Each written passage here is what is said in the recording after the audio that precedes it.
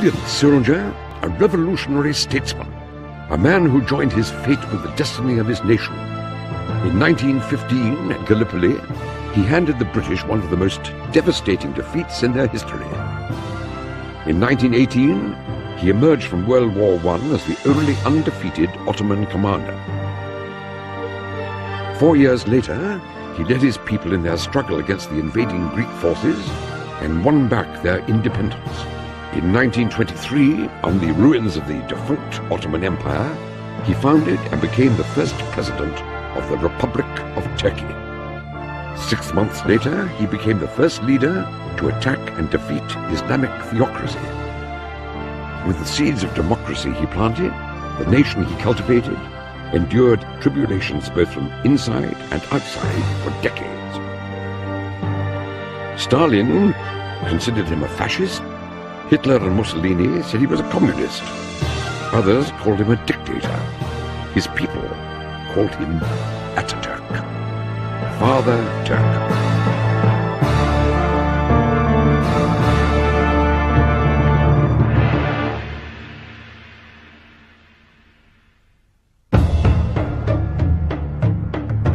The mighty Ottoman Empire. This multinational, multilingual dynasty, for centuries the most glorious, most feared empire of the world. At its height, under the rule of the world-famous Solomon the Magnificent in the 16th century, the empire encompassed southern Europe, Arabia, Near Asia, North Africa, threatening the gates of Vienna. By late 19th century, the glorious days of the Ottomans were distant memories of the past. Lagging behind the progress in the rest of the world, the empire was ridiculed by the Western powers as the sick man of Europe. After an unsuccessful attempt in constitutional democracy in 1876, the Ottoman Empire became more autocratic and theocratic under the rule of Abdul Hamid II, Caliph and Sultan. Caliph, the head of the Muslim world, Sultan, head of state. Reacting to the intrusions of the Western powers into the empire's internal affairs, he turned the country into a police state and ruled with merciless authority for 33 years. However, even his despotic rule could not prevent the ideas of nationalism and democracy, so active in the Balkans, from entering the young minds of his subject soldiers.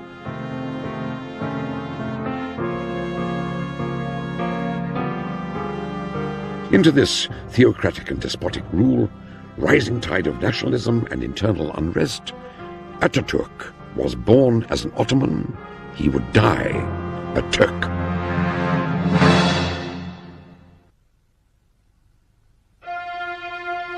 Salonika, the largest, most important port city of the Ottoman Empire in Europe. A crucial extension of the empire, its multi-ethnic structure was composed of Jews, Turks, Greeks, Armenians, and other Balkan Christians. Zubeda Hanim and her customs clerk husband, Ali Riza Effendi, lived in the Turkish region of this cosmopolitan city. In 1881, after the deaths of all three previous children, they experienced the birth of a son. Mustafa Kemal Atatürk was born into a house of mourning, house of death. His mother was young and that she had children before he was born, and the children had died, and he was what in psychological terms would be called a replacement child. And in being a replacement child, he was extremely special, very special to his mother, very special role in the family. In one way, he held on being special. He held on being immortal. He held on being a repairer. This aspect of him was true. It was a reality for him because his mother perceived him as such.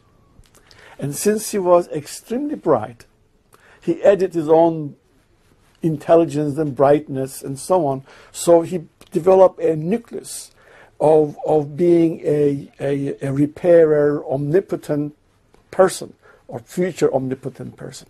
The second major event outside of early mother-child relationship was the father's death, and before his death giving his son a gift.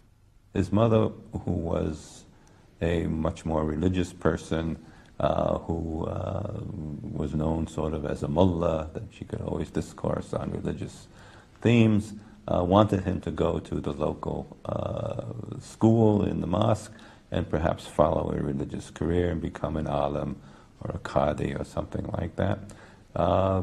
She wanted that very much.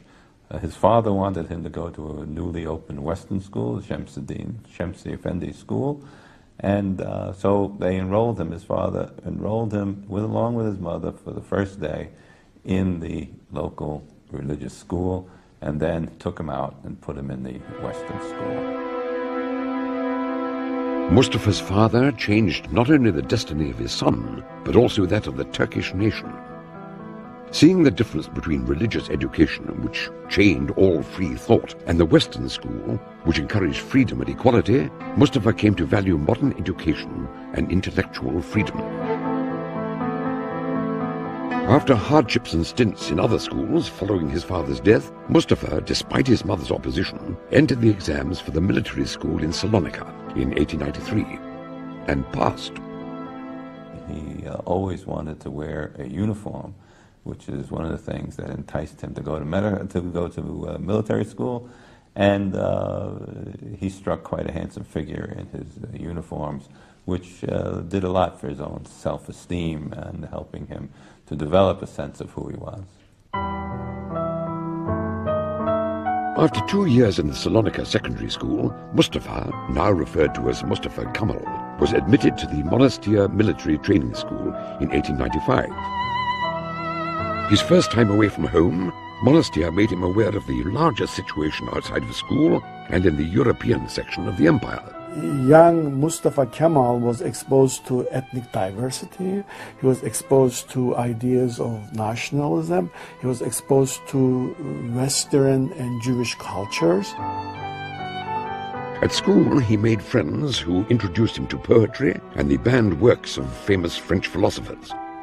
He began to devour Rousseau, Voltaire, Montesquieu, and the patriotic Turkish poet Namık Kemal, very often into the early hours of the morning and in secret. The young Mustafa Kemal began to think of realistic solutions for the problems of the empire. He was becoming more and more concerned with the despotic condition of the country and its future. Foreign agents, fueled and guided by the great powers, were provoking the minorities against the empire. In 1897, tension over the island of Crete culminated in a war between the Greeks and the Turks.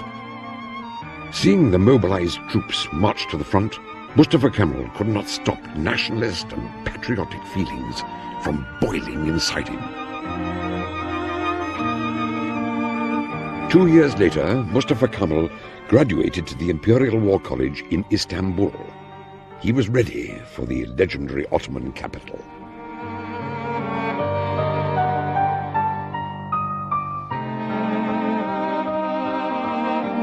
The heart of the empire, Istanbul was divided between the primitive region inhabited by the poverty-stricken Turks and Pera, where the rich foreigners and the minorities lived. Controlling the empire's economy and internal affairs, the foreigners had formed an untouchable dominion, while the Turks were forced to live like prisoners within their own land. No criticisms of the Sultan or the government were allowed. Corruption was rampant, friend would turn against friend, brother would turn against brother to get a lucrative position in the government. The Imperial War College was no exception. Overcrowded by thousands, lacking sanitation, and crawling with the spies of the Sultan, the pathetic conditions of the school overwhelmed the cadets. Students were even forced to pray 5 times a day in the name of the Sultan and Caliph. In 1899, Mustafa Kemal started his studies as a cadet of the infantry class. It was a new environment for him. He had no friends at the beginning, and he lapsed into periods of depression, which he came out of easily once he made some friends, and among those friends, of course, was Ali Fuat Cebesoy.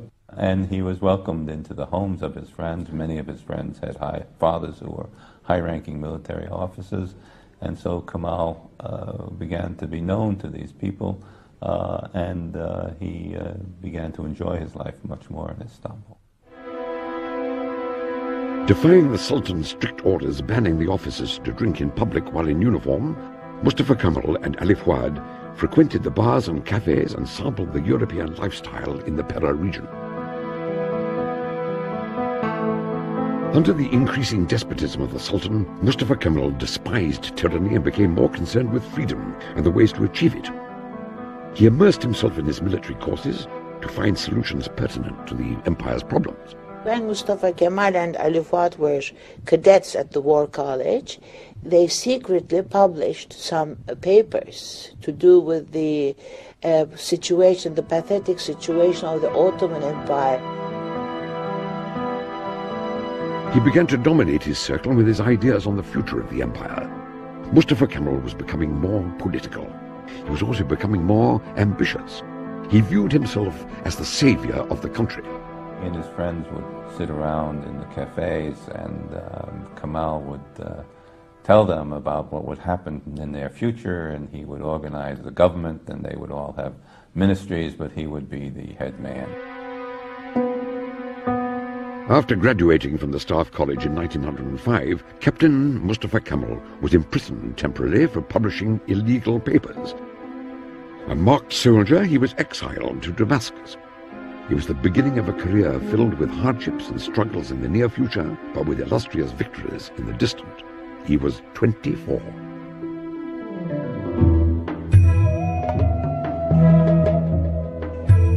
During his 3-year exile in Damascus, Mustafa Kemal witnessed corruption within the army, resentment in the subjects of the empire, and above all, he realized how radical Islam, which ruled their lives, enslaved them and blocked all progress.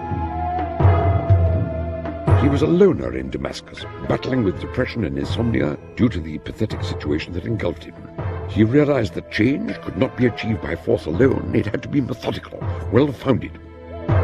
Reading incessantly, his knowledge reached such a level that he remarked, "Among all the philosophers whom I have studied till now, I did not come across anyone who has offered realistic solutions for the welfare of mankind." To prepare other officers and the people, he and his friends formed a secret organization named Motherland and Freedom, their motto being, "Where there is no freedom, there is death and extinction.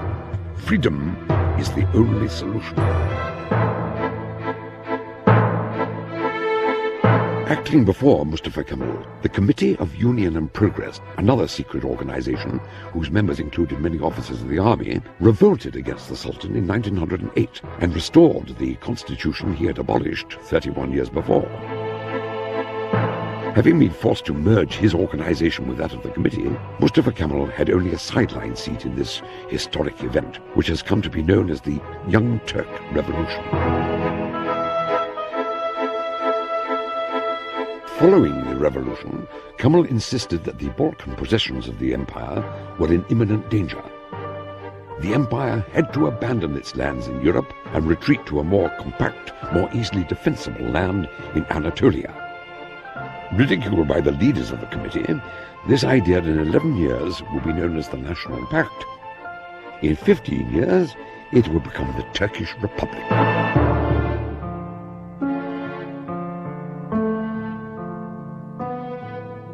A year later, the Sultan staged a counter-revolution to overthrow the liberal democracy established by the Young Turks. Mustafa Kemal was appointed as the staff officer of the army, marching into Istanbul to suppress the counter-revolution. Naming it Army of Action, the 2 telegrams he sent to the general staff contained such terms as nation and the will of the nation. Unprecedented in official correspondence till that day, they foreshadowed his plans for a future government.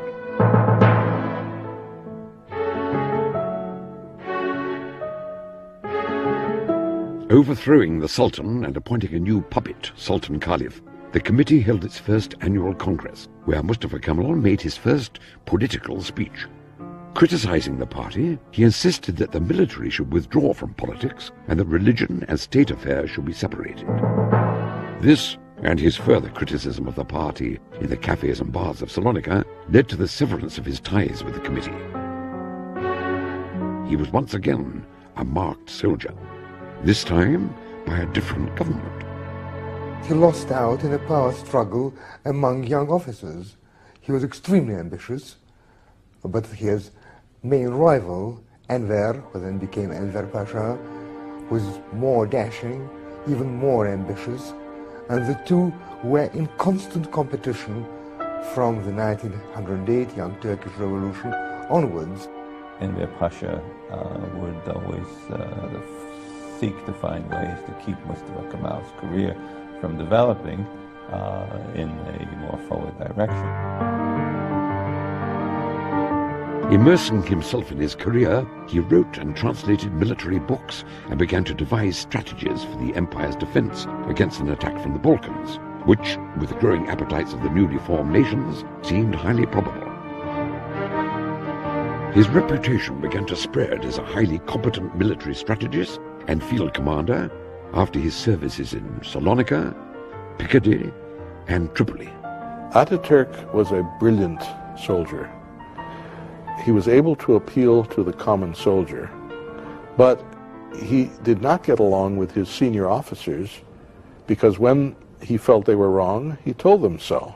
As a result of that, the senior people in the army constantly wanted to get Mustafa Kemal as far away from them as they could. After their defeats in the Tripolitanian and Balkan Wars, the empire lost most of its possessions in Europe and North Africa.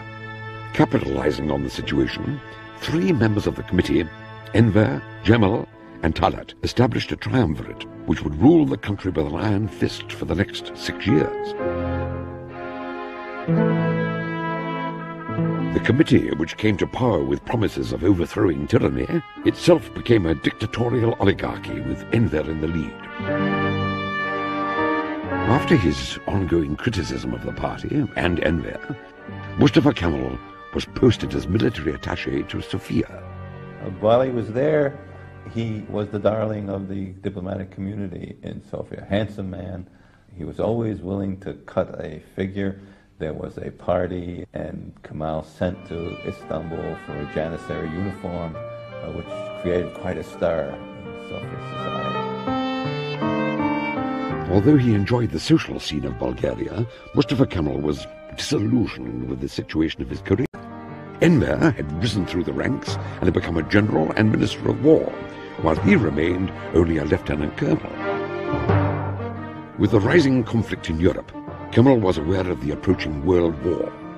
Britain's negligence and refusal to cooperate with the Young Turks, coupled with the infiltration of the Ottoman army by the German military mission, created a rapprochement between the puppet Sultan and the German Kaiser, Wilhelm II.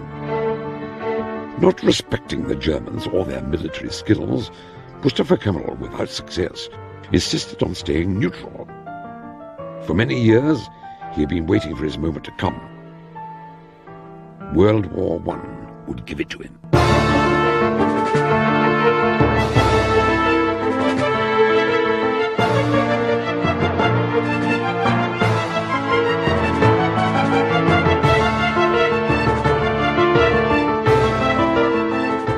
Despite Mustafa Kemal's warnings, the Ottoman Empire entered the war on the side of Germany and the Austro-Hungarian Empire, against the Triple Entente of Great Britain, Russia, and France.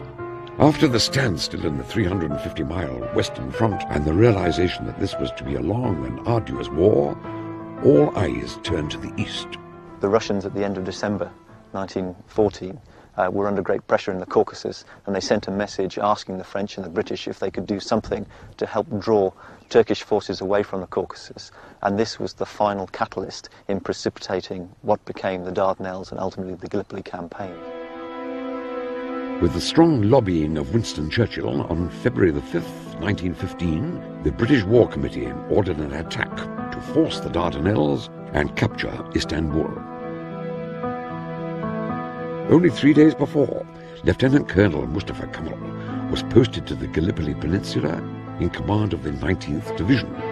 An event going unnoticed at the time was to change the outcome of the whole campaign.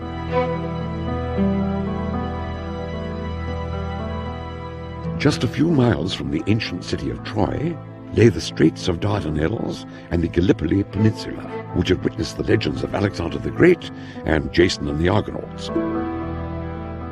The straits linked the Aegean to Istanbul, which was connected to Tsarist Russia by the Bosphorus. The historical question of Napoleon remained. Who will hold Istanbul?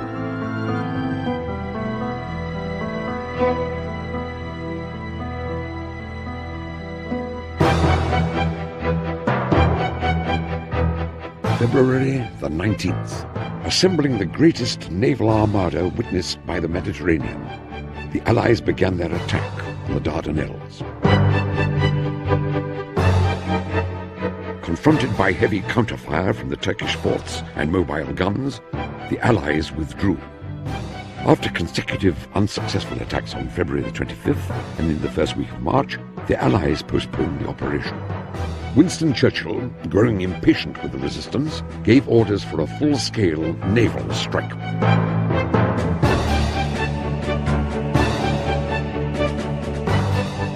March the 18th. Progressing towards the straits in 3 lines, the Allies began a heavy bombardment of the Turkish shores.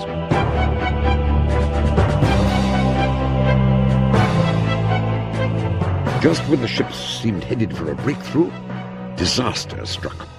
Under heavy bombardment from the Turkish forts, the French Bouvet and the British Irresistible and Ocean hit the mines laid by a Turkish ship named Nusrat and sank. At the end of the battle, 3 ships had been sunk, while 3 others were put out of commission. In return, nothing was achieved. The great, formidable British Navy had suffered an astonishing defeat at the hands of the sick man of Europe. After the British attempt to force Narrows was set back on the 18th of March, both the naval commander, Admiral John de Robeck, and the military commander, General Sir Ian Hamilton, realised that it would be necessary to make a landing to clear the European shore of the peninsula before the Navy could resume the attempt to sweep the Narrows. Hamilton and his staff immediately began to devise plans for what was to be the greatest, most ambitious amphibious operation in world history until Normandy in World War II.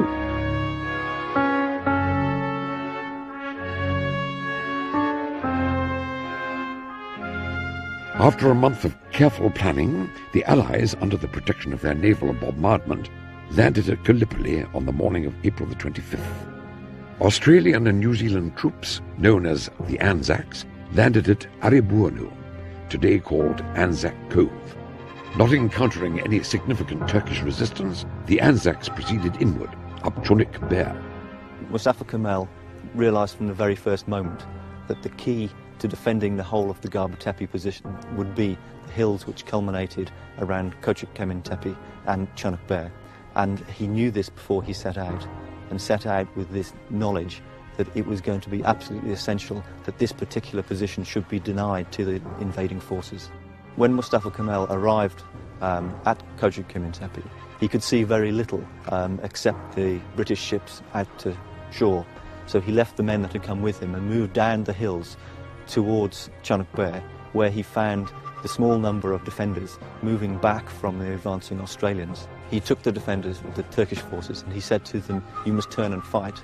And despite the fact that they complained they had no ammunition, he made them stop, put on their bayonets, lie down, and that in itself was enough to arrest the Australian movement northward up the hills.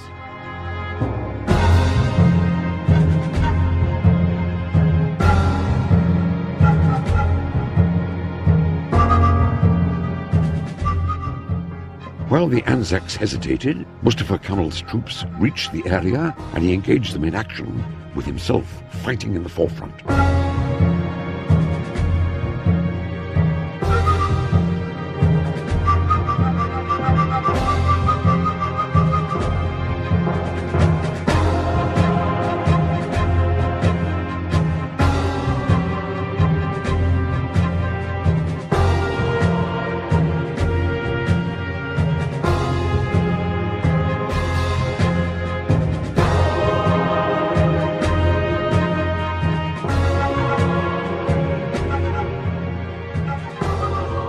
He knew that his chance to be the saviour of his country had finally come. He would either prove to the world who Mustafa Kemal was, or would die trying. His fighting, with fanaticism and readiness to die, made his soldiers die on his orders. I don't order you to fight. I order you to die. In the time it takes us to die, other troops can come and take our places. At the end of the day of fierce fighting and bravery on both sides, the Anzac advance had been stopped and Chunuk Bair secured. The way that he managed to keep it within Turkish hands on the 25th of April was in fact a defining moment of what took place at Anzac.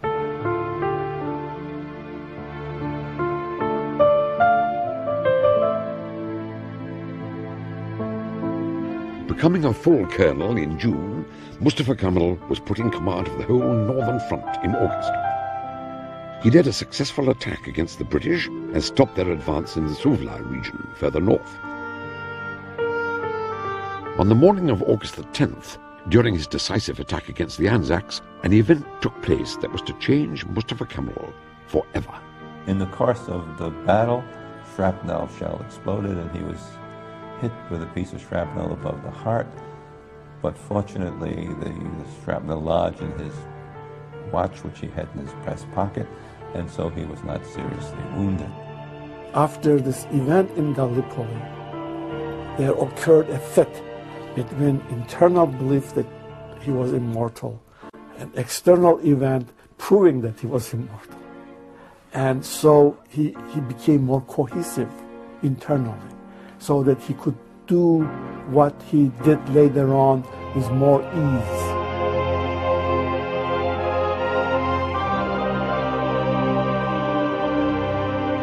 Following that day, he walked freely in trenches under heavy fire, creating a legend for himself among his troops. After Mustafa Kemal's charges on August the 9th and 10th, not a single strategic hill was in Allied hands. The mighty British Empire had been defeated at Gallipoli. Winston Churchill lost his position as First Lord of the Admiralty. Mustafa Kemal's reputation spread among his colleagues and the people. British official history states, "Seldom in history can the exertions of a single divisional commander have exercised on 3 different occasions so profound an influence not only on the course of a battle, but perhaps on the fate of a campaign, even the destiny of a nation." He demonstrated both on the 25th of April and again in August that he had driving ruthlessness, which the British commanders often lacked. They weren't prepared to drive their men as hard as he was. He acted with decision and vigour and prevented the potential of an attack from opening out. And I think at those 3 points you could say he managed to turn the tide of those particular battles, and in that way, through doing it 3 times, he would emerge as the leading character from the whole campaign.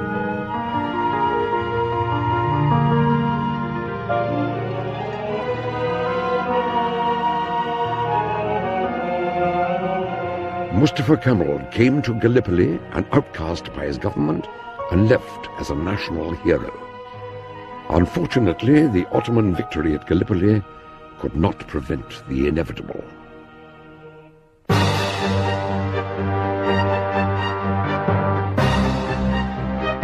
The situation of the Ottoman Empire and her allies deteriorated rapidly. Defeat seemed certain. The Entente powers had already started to make plans to splice the empire, with Italy, France, England, and Greece all hoping and waiting for a share of the spoils. After his service at Gallipoli, Mustafa Kemal was promoted to general. Battling with malaria that he had contracted in Tripoli, he continued to fight as an army commander in the east against the Russians and in the southeast against Allenby's British forces. He not only gained invaluable experience in many different corners of the country, but also started to form more compact ideas for the future.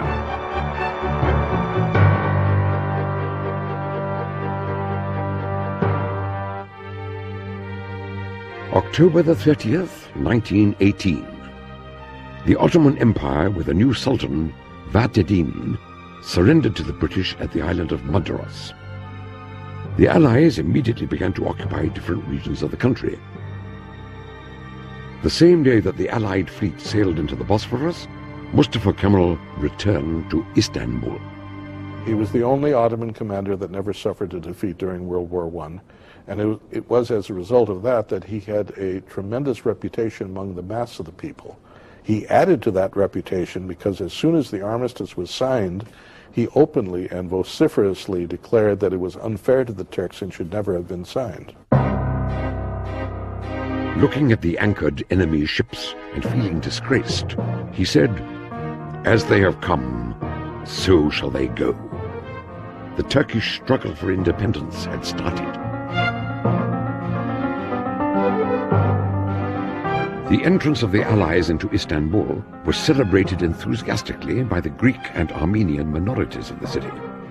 With the cooperation of the Sultan, the British immediately took control of the capital. Flags of the occupational forces were everywhere. Crime was rampant, and the future of the country was uncertain. In a few months, as the invaders signed new agreements amongst themselves, it became clear to Mustafa Kemal and his friends that the Allies not only sought to occupy the country, but also intended to dismember it among themselves.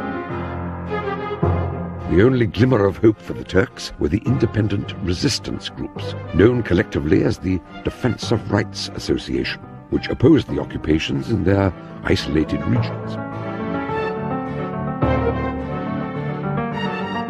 Realizing that the situation in Istanbul was hopeless, Mustafa Kemal began to look for other alternatives for the salvation of the country.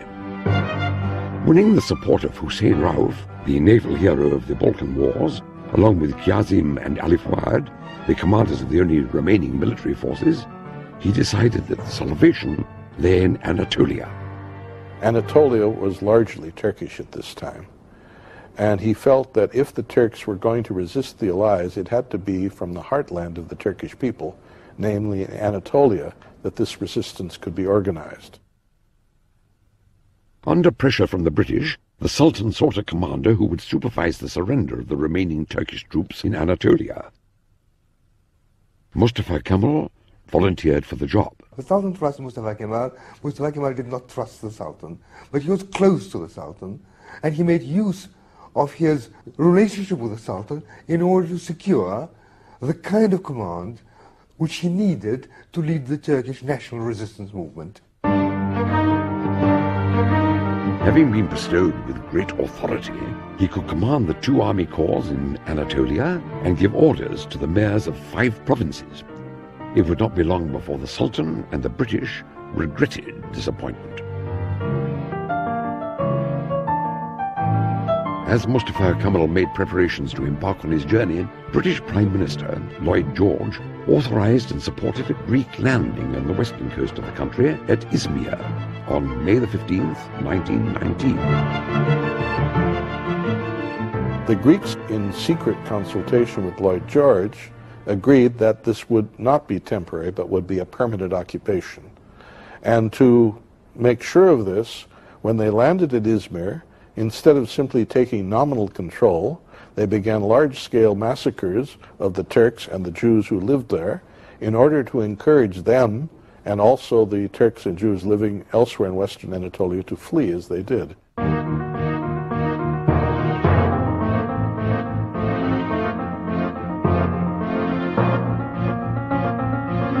Four days after the Greek landing, Mustafa Kemal landed on the Black Sea coast of the country.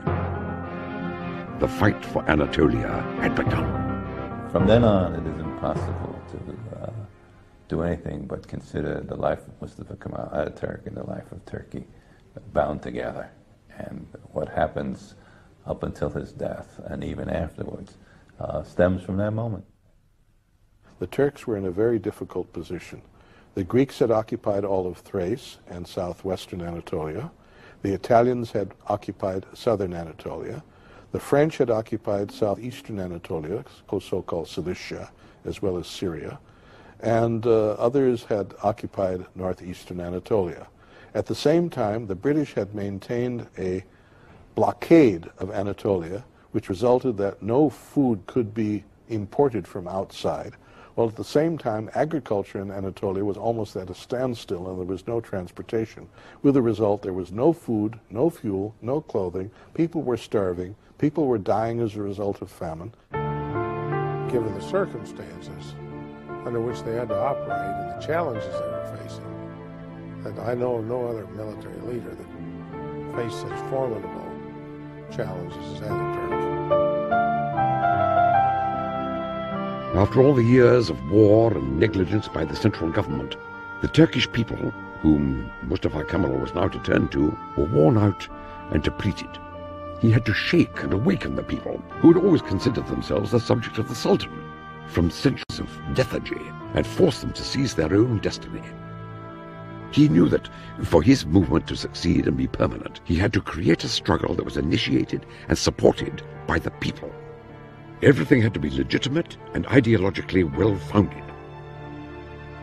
A revolutionary idea at the time, it was announced to the whole country from the city of Amasya. Signed by Mustafa Kemal, Ali Fuad, Rauf, and other commanders, it became known as the Amasya Declaration. The Declaration of Amasya is the foundation stone of the Turkish War of Independence. The nation must save itself by its own willpower. That was his slogan, that was his motto. The struggle would need a leader of immense dedication, unprecedented effort and concentration. His friends decided that Mustafa Kemal alone had the qualifications. These patriotic officers put the national interest before their personal interest and their personal ambitions. They were all ambitious men, but they decided at that point that to make a success of the Turkish national resistance movement, they needed Mustafa Kemal as leader. Not only was he the best leader, he was the only leader who could make a success of the struggle. The Amasya Declaration also announced the forthcoming congresses at Sivas and Erzurum. Under the leadership of Mustafa Kemal, secretly elected representatives from villages and towns around the country decided that the struggle had to be brought to a national plane and fought with a regular army. All suggestions of foreign intervention were refused. With an opposition forming against him in Sivas, the congresses were strenuous for Mustafa Kemal. Many people, questioning his ambitions and private life, doubted his political leadership. Others were weary that the struggle was becoming too personalized under his name. In addition, the Istanbul government, growing suspicious, had ordered his return. Viewed as a rebel general by the Sultan and the British, he was forced to resign from the military. Stripped of his official title, Mustafa Kemal was now a civilian, an ex-general without an army. His old friend Ali Fuad had been ordered to arrest Kemal. In rebellion, he refused. Now Kazim, the commander of the largest military force in Anatolia, received the same order. This is a crucial turning point in the history of Turkey and the history of Mustafa Kemal. Kasım Karabekir could have arrested him, could have done many things, but instead he says to him, "Buyurun Paşam, here you are, you have my troops at your disposal." And from that moment on is really the beginning of the War of Independence.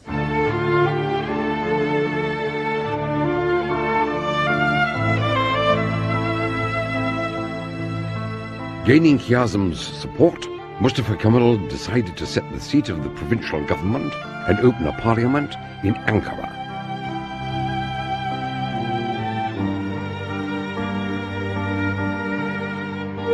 While Mustafa Kemal was busy organizing a regular army and establishing the principles of their struggle, the Greeks were advancing further east towards Ankara. As Mustafa Kemal withdrew the national forces, which means the local guerrilla forces, back to Ankara in order to organize them into a regular organized army, there were many people in the Grand National Assembly who criticized Mustafa Kemal on the grounds that he was being defeated, that the Turks were losing their nation, and that instead of withdrawing forces, he should stand and fight. Things looked very bleak for Mustafa Kemal. The Sultan sent an army of sorts to fight the nationalists. there were rebellions and mutinies all over Anatolia in response to the Sultan's call to kill Mustafa Kemal. Mustafa Kemal drew strength from hopelessness and despair. His determination, self-confidence, and will for freedom since childhood enabled him to work restlessly and with great vigor. Spending endless hours at the parliament, he explained the situation and his goals to the deputies. Freedom and independence are my character. I put it as the main condition that my country should have the same characteristics. In order for me to live, I should be the child of a free nation. Thus, the national sovereignty is a matter of life for me. He went on, together with his comrades, to organize an army that would stop the Greek advance. Two incidents, one personal, the other political, were to affect the course of his life.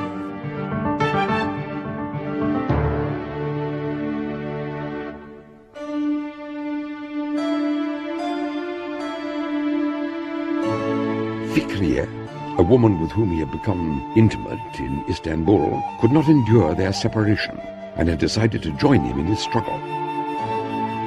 She was a very traditional Muslim girl who falls in love with her hero, comes to Ankara and functions as his wife and woman and makes a home for him.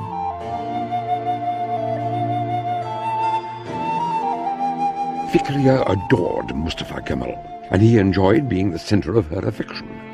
People in Ankara had begun to notice this beautiful woman who occasionally rode a horse and accompanied Mustafa Kemal.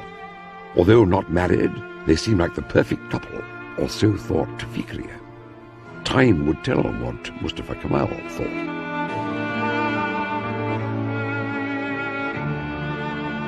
In the political arena, the Allies forced the Istanbul government to sign the Treaty of Sèvres on August 10th, 1920.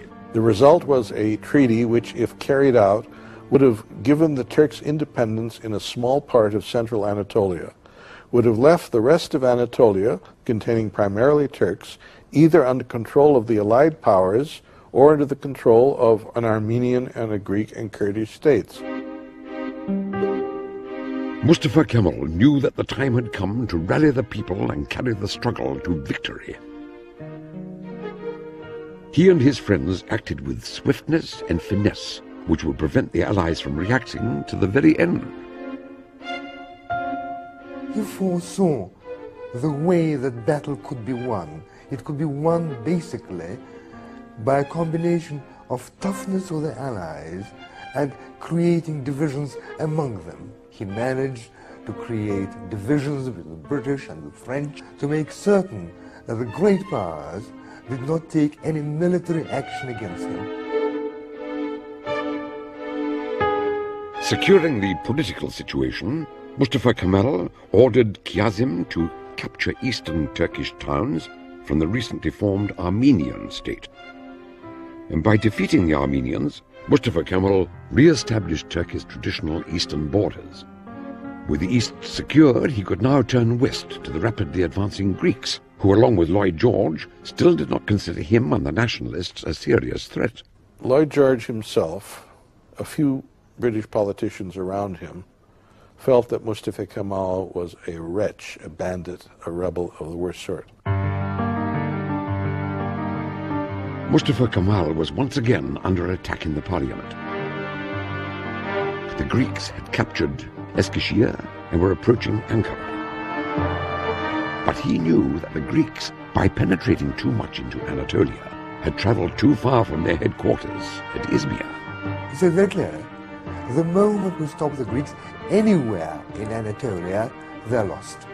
Because once they're stuck, they didn't have the staying power to continue the war forever, particularly if Allied support for them was chipped away gradually, which Mustafa Kemal proceeded to do with great skill. Mustafa Kemal needed unconditional support from everyone. He had to act fast and act without being questioned. Taking advantage of the Greeks' proximity to Ankara, he convinced the parliament to grant him extraordinary powers. Referred to as the Supreme Commander, he went about organizing and equipping the Turkish army with unprecedented energy and ruthlessness. I had to interest the Turkish nation in the war in all their actions, their sentiments, and their conceptions. Every single individual in the village, in his home, in the fields, had to consider himself in the same way as those fighting at the front. He not only could fight the army and command it, but he had to build it. And he had to get some acceptance from the Turkish people, and he had to generate resources, and he had to design equipment, and he had to train the entire organization from scratch. That's really, in my judgment, a tremendous accomplishment. Following Mustafa Kemal, every Turk rallied his last for him and for their independence. After the Greek armies advanced to within 51 kilometers of Ankara, everything rested in the fight that would take place on the banks of the river Sakarya. Mustafa Kemal was there to personally command his troops. You will no longer have a line of defense, but you will have a surface of defense. Retiring groups will halt when they can, but the whole line will not retire to form a new front. All of Turkey shall be our surface of defense. He also promised execution to anyone who retreated without his specific orders.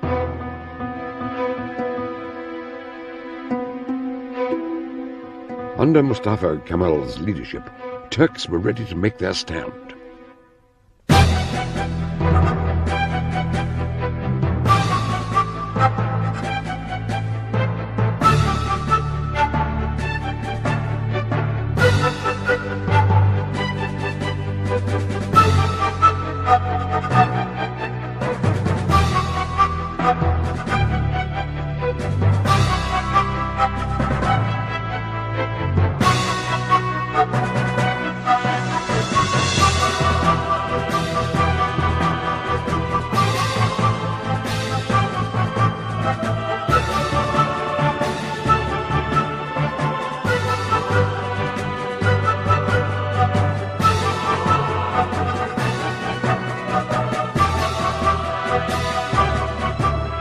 After 22 days and nights of fierce fighting, the Greek advance had finally been stopped.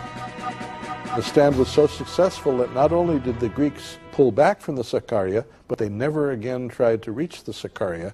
Instead, they fell back in disorder and never again were a serious threat to the national movement. Mustafa Kemal was given the title of Marshal by the Parliament. His reputation not only spread within the country, but also in the East, among the colonies of the British Empire. Within 2 years of his arrival in Anatolia, Mustafa Kemal was able to open a parliament, recapture Turkish territories in the east and the south, break the unity of the Allies, and isolate the Greeks. He felt stronger and more confident than ever. What remained was the last blow against the Greeks and their British sponsors. The rebel was about to become the savior he had always dreamed of. As Mustafa Kemal prepared for his decisive attack against the Greeks, his life, as well as the city of Ankara, were changing.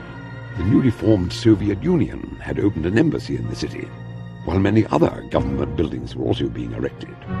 Fikriye, with her unshakable devotion for Mustafa Kemal, made a warm home life for him, while many people joined him nightly to discuss his plans for the future of the country. Once, after dinner, when Fikriye asked him about marriage, he replied, "I am married to the Turkish nation."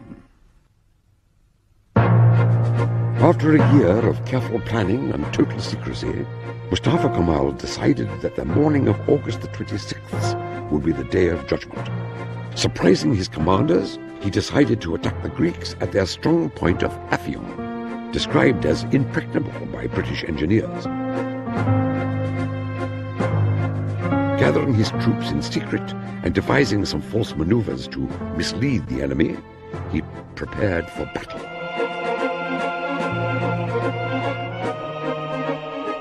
On the morning of August the 26th, viewing the front from Kocatepe Hill, he ordered the attack.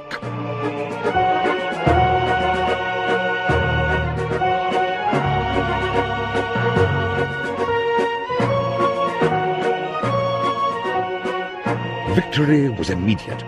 With a swift, ferocious attack by the Turkish army, the Greeks were taken by total surprise.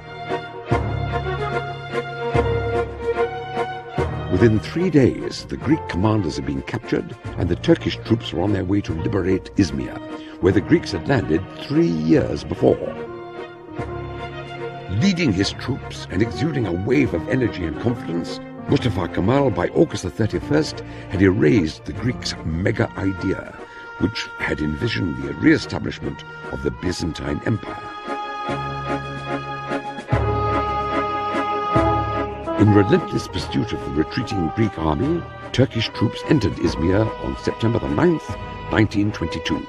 After the re-entry of Turkish troops into Izmir, Lloyd George fell from power, and politically the British establishment had started revising its plans for the Near East, returning to the traditional idea that Turkey, and not Greece, was the strong regional power.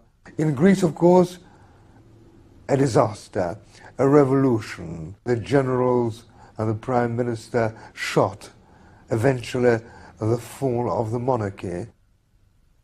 Acknowledged as the saviour, Mustafa Kemal was the most powerful, most revered man in the country. He was offered the positions of Sultan and Caliph to sit at the throne of the Ottoman dynasty. But he had other plans in mind.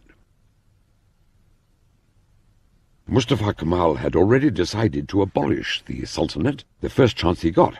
Again, the Allies would provide the opportunity. They invited both the Sultan's government in Istanbul and the Turkish nationalist government in Ankara to send a joint delegation to Lausanne to renegotiate the treaty. Well, after having defeated everybody, Mustafa Kemal was not going to share the government of Turkey with the government in Istanbul that had cooperated with the Allies. Taking advantage of the situation, Mustafa Kemal explained to the delegates that the only government which represented the people and acted on their will was the Ankara government. Not wanting to hurt the religious sentiments of the deputies, he proposed to separate the Sultanate from the Caliphate and abolish the former. Heated arguments broke out. At one point, the discussions became so intense as to force Mustafa Kemal to remark, "If the proposition is not accepted, some heads will be cut off." It was sufficient. The Sultanate was abolished. Ending the anomaly of two governments, Mustafa Kemal turned his eyes to the Lausanne Peace Conference, where his newly appointed foreign minister, Ismet, represented the nationalists. Acting on strict orders from Mustafa Kemal himself, Ismet made it clear to the Allies that they were dealing with a new government, which demanded equality and respect. After months of deliberation, the Turkish delegation was able to gain Turkey's complete independence in political, economic, and military matters. The country's borders, with only slight modifications, were those that Mustafa Kemal had presented in 1907 and later named in the National Pact.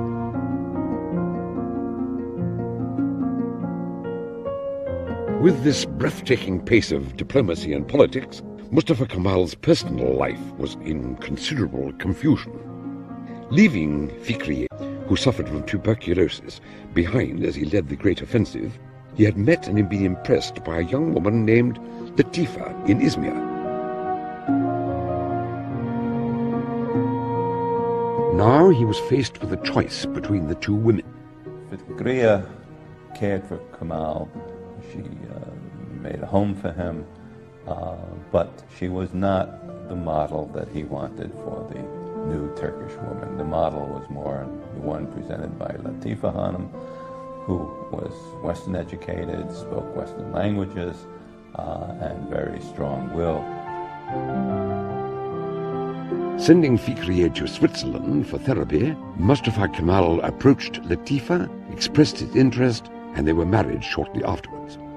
Initially, they would go around together and make trips through the country where he could show her off as the kind of woman he wanted the young Turkish women to emulate.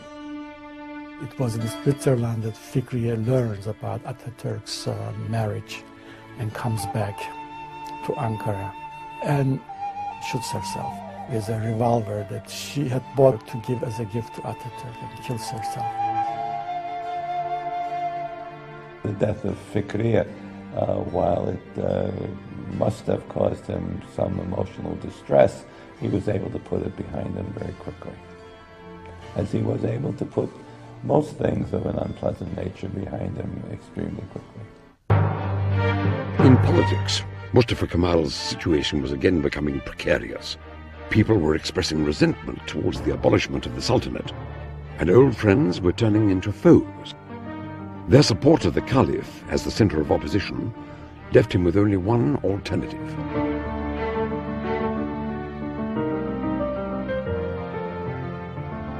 October the 29th, 1923. Attending the session of Parliament, Mustafa Kemal announced that the proclamation of the Republic would be voted upon. Explaining to the deputies that the only way out of the current dilemma was the acceptance of the Republic, he ensured the approval of his proposal. Turkey was now referred to as the Republic of Turkey, with Mustafa Kemal as its first president. He was the head of the state, as well as head of the only political party in the country. Izmit was appointed as prime minister, and Ankara was the new capital. Next on Mustafa Kemal's list was the Caliphate. He knew that for Turkey to reach the level of civilization in the rest of the world, it had to be secularized. He believed in the supremacy of human reason. He wanted Turkey to join the mainstream of human progress, and therefore knowledge was what he was after. For many years, the offices of the Caliphate and the Ministry of Religious Affairs had prevented the entrance of knowledge into the country. They had to be removed if Turkey was to proceed forward. After careful planning, he acted on March the 3rd, 1924, and within hours he persuaded the Parliament to abolish the Caliphate and end the 600-year-old Ottoman dynasty. It was extremely important because it was, after all, the severing of the link between religion and state and the legitimization of the state. He did not in any way stop the practice of religion anywhere in the country. He didn't mind what people believed, whether they went to a mosque or not, provided they did not undermine the secular state. Biggest freedom given to Turkish citizens was the law that says this is a secular state. Mustafa Kemal became the first leader to attack and defeat the forces of radical Islam. The road to civilization had been opened. Why, after my years of education, after studying the civilization and the socialization process, should I descend to the level of common people? I will make them rise to my level. Let me not resemble them. They should resemble me. He was worthy to be followed, not just somebody whose commands had to be respected. He seemed to be a person to whom loyalty was unusually worth giving. With the support of the people, Mustafa Kemal was about to engage Turkey in an era of reform that was to shake centuries-old traditions. The Kemalist revolution had begun.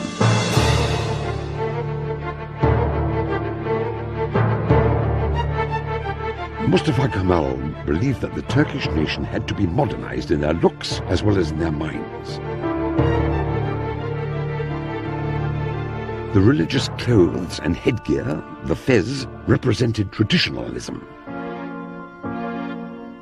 Embarking on a tour which covered most of the conservative cities in Anatolia, he introduced the Western hat and persuaded the people to wear it as a sign of a civilized society.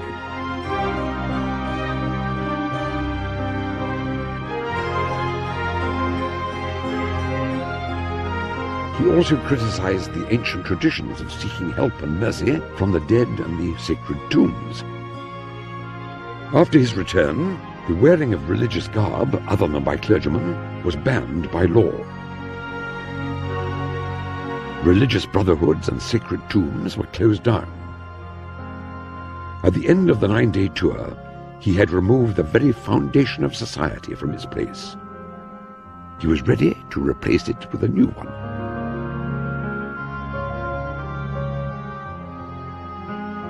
Unfortunately, success at politics was accompanied by trouble at home. His relationship with Latifa deteriorated rather quickly. She was not completely in touch with the fact that Mustafa Kemal was not a man who could be run by anybody, especially not by his wife. His habits were not the kind that promoted secure family life. He worked extremely hard. He worked especially late during the night, and people would come to Chankaya at night, and he would meet with them and discuss with them what kinds of reforms were necessary and invite their participation and their suggestions. These meetings took until 3, 4 o'clock in the morning. That kind of lifestyle was not the best lifestyle for a married life, and ultimately then were divorced. The marriage had lasted 2.5 years. He never remarried. Mustafa Kemal's instincts were those of the harem, but his mind was a modern mind, and he wanted the emancipation of women logically in order to see the country move forward in the company of other civilized states, although in his private life he found it extremely difficult to treat women as equals. As his own marriage crumbled, Mustafa Kemal began a wave of reforms to emancipate Turkish women, who during the Ottoman times had no legal rights and were prohibited to participate in social life. Atatürk'ün ideali kadınlarımızı da çağa uygun bir şekilde giyinmelerini ve yetişmelerini, her sahada onların bir meslek sahibi olmalarını istiyordu. Under his strong leadership and encouragement, women became more and more involved in the daily life of the Republic.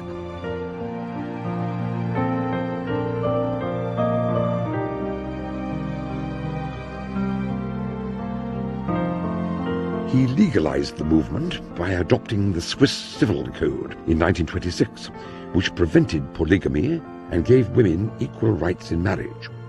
With his tenacity and persistence, by 1934, 11 years before France, Turkish women had gained the right to vote and be elected into parliament. By 1935, there were 17 women deputies elected. We, the Turkish women, especially the women, we owe a great deal to Atatürk. We didn't fight for our rights. We were given our rights by him.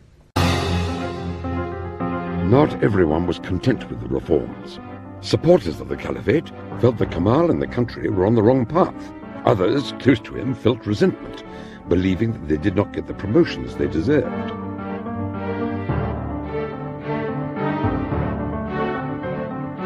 Building up their resentment, certain opponents planned to assassinate Mustafa Kemal when he was to visit Izmir in 1926.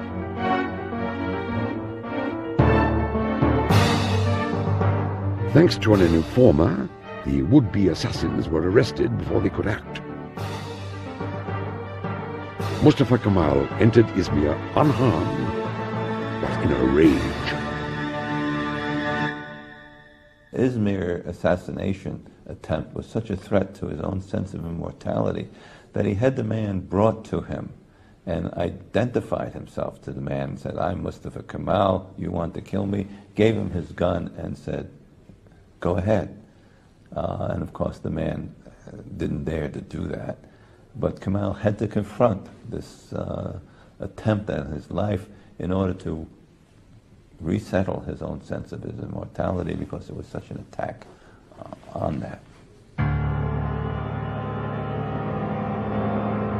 After the trials, 13 people who had been linked to the plot were publicly hanged. All opposition to the reforms and the Republic had been silenced.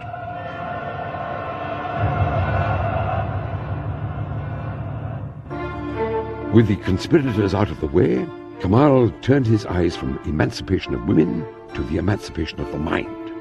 He knew that in a country with a literacy rate of only 8%, to establish democracy, illiteracy had to be defeated. It had to be done with a new, pragmatic alphabet, which was easy to learn and would enable the entrance of knowledge into the country. Despite the experts' complaints that 5 years would be needed to adopt the Latin alphabet, he ordered, "It will be done in 3 months or not done at all." His anxiety to promote education was very personal. I guess he valued the education he had had, which elevated him from a class of ignorant people to a class of understanding and governing people. Using his charisma and persuasion, Mustafa Kemal convinced the Turkish people that learning and the teaching of a new alphabet was a national task. He toured every corner of the country with a blackboard and taught the new alphabet. The Turkish educational reform had begun, with Mustafa Kemal as the head teacher. His enthusiasm was such that some of his favorite people were the teachers of the country. One of his favorite visiting programs was to schools. He even went so far as to, on his own, discover students he thought showed promise, personally select them for advanced study at home or even abroad.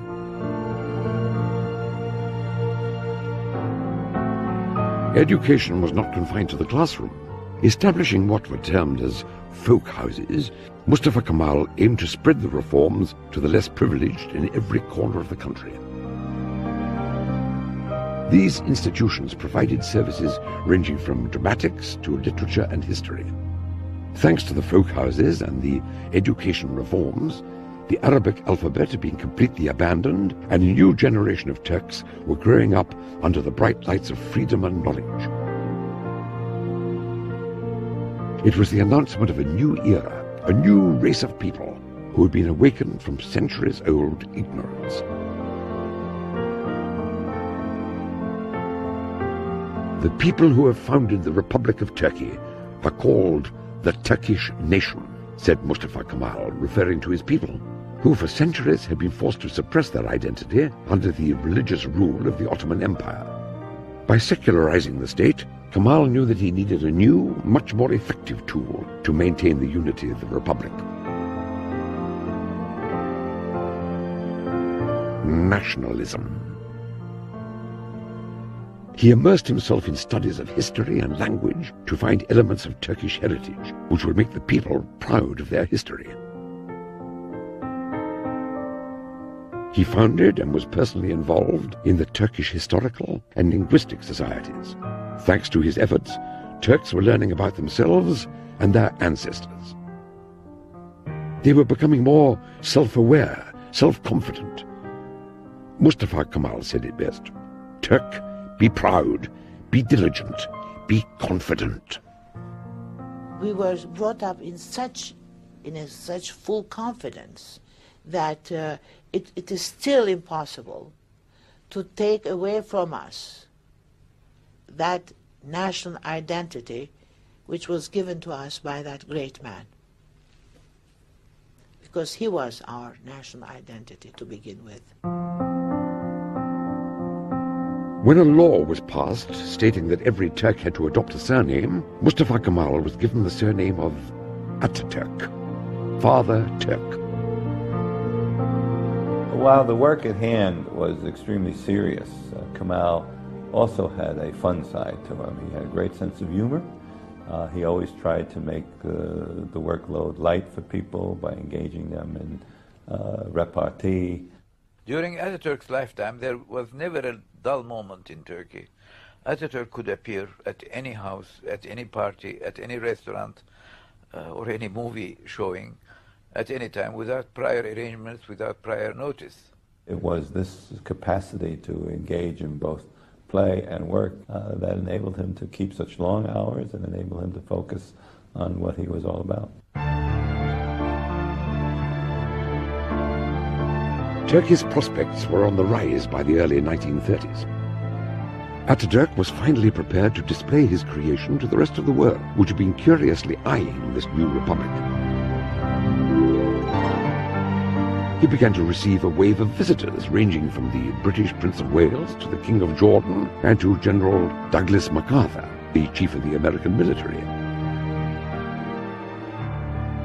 Aware of the rising threats of Nazi Italy and Germany, Ataturk predicted the Second World War during his meetings with MacArthur in 1932. He then took precautions for the impending danger by announcing his foreign policy to all his neighbors. Turkey does not desire an inch of foreign territory, but it will not give up an inch of its own. He knew that to ensure peace, old enemies had to become friends. Through his initiation and that of the Greek Prime Minister Venizelos, a Balkan Pact was signed between Turkey, Greece, Romania and Yugoslavia. Securing the country's western borders, Ataturk turned to the east, signing the Sardabad Pact with Iran, Iraq and Afghanistan. With his nomination for the Nobel Peace Prize by Venizelos, Ataturk's reputation as a peace-seeking ruler grew outside of the country.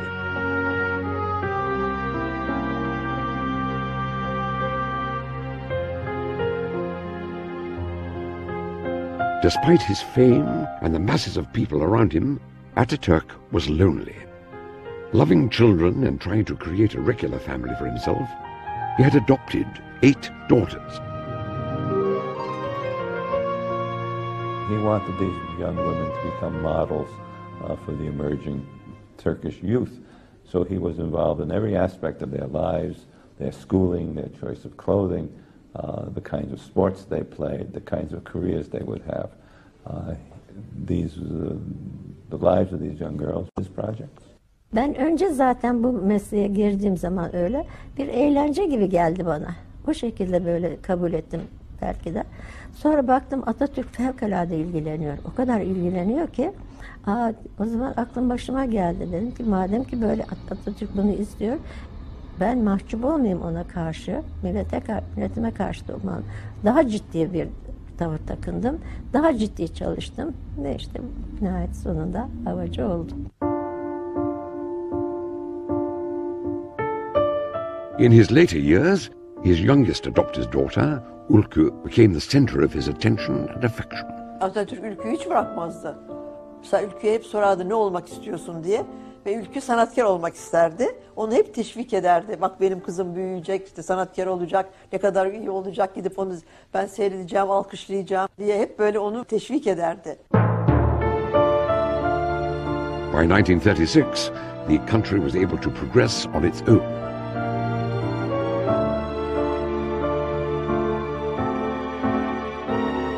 Retreating to the presidential palace, the aging Ataturk devoted most of his time to studies of history and language. "Are you happy?" asked a journalist. "I am happy, for I have succeeded," answered Ataturk. Turkish people were working enthusiastically and with great dedication for their leader and the future. There was more revelation of what he meant to them in the way they did their work, carried on their work, were citizens of the country, than in their discussion of the man. The son of a customs clerk from Salonika, the special Mustafa had indeed succeeded. But after years of irregular sleeping habits and diet, strenuous work and alcohol, Ataturk's health began to fail by the beginning of 1937. Suffering from cirrhosis of the liver, he fought the only battle he was destined to lose. As the Turkish nation watched closely, Ataturk's condition deteriorated rapidly, despite the efforts of Turkish and foreign doctors.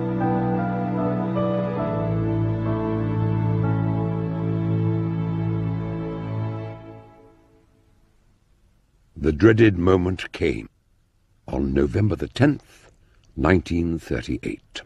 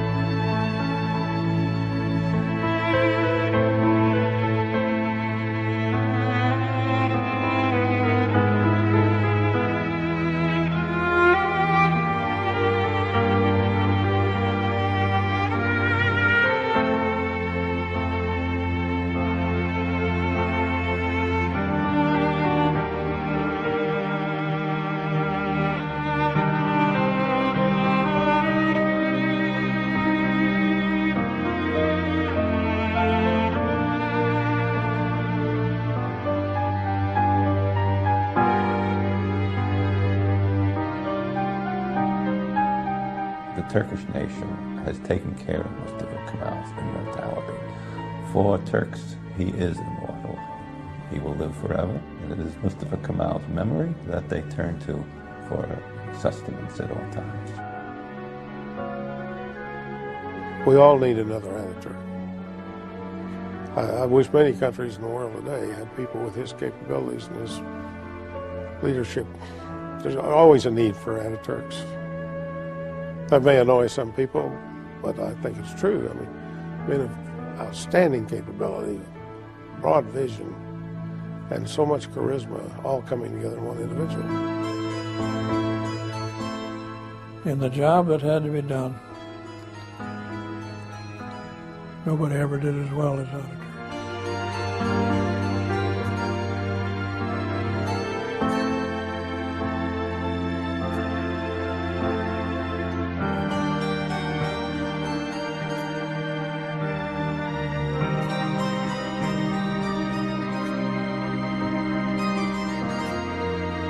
Although death removed him from office 60 years ago, because he was a builder for the future, Turkey of today is still the Turkey of Atatürk.